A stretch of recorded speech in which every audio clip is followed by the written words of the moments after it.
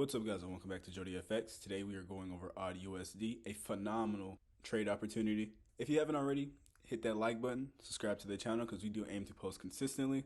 I do very much appreciate all the support. I do provide mentorship opportunities through my membership program, Roguefx Trading. Be sure to check out the rest of my socials down in the description below. Without further ado, let's get started. So as you can see, we have a significant low, weak high. What makes this low so significant? Well, price is essentially taking out, in whichever case, sell side liquidity, being a equal slanted low.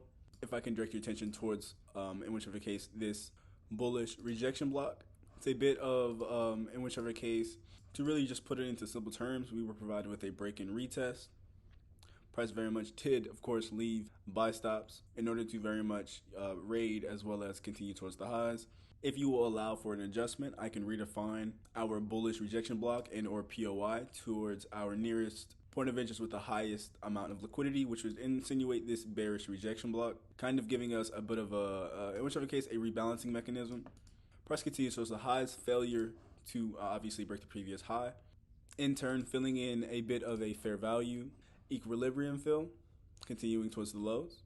In turn, reaching for internal range liquidity, being maybe a trend line, 3 candle formation, as well as maybe an unmitigated wick. Now, understanding that this is our newest, or I guess you could say newly found protected low, it is important to understand that we can very much transfer the orders or the volume within this significant bullish pin bar to essentially a weak low, weak high. This would kind of give us a fairly significant mitigation sequence to continue towards the highs. As you may or may not know, mitigation sequences very much do breed liquidity grabs. You can very much take partials at your trend line, unmitigated wick, weak high or particular high, in whichever case they through candle formation, as well as zoom out in whichever case to maybe the higher time frame and kind of assume your overall expansion to a degree or another. So in whichever case, if our previous expansion displayed 50 pips, well, we should at least look for 50 pips, and of course, and then some. This very much helps if you don't necessarily have a, in whichever case, external range target towards the left that you can very much exploit.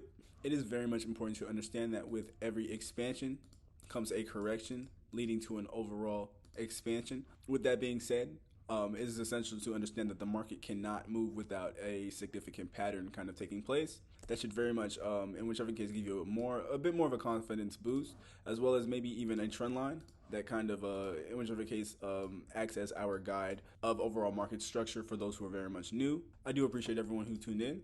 I very much do appreciate the love and support. Until next time on Rougefx.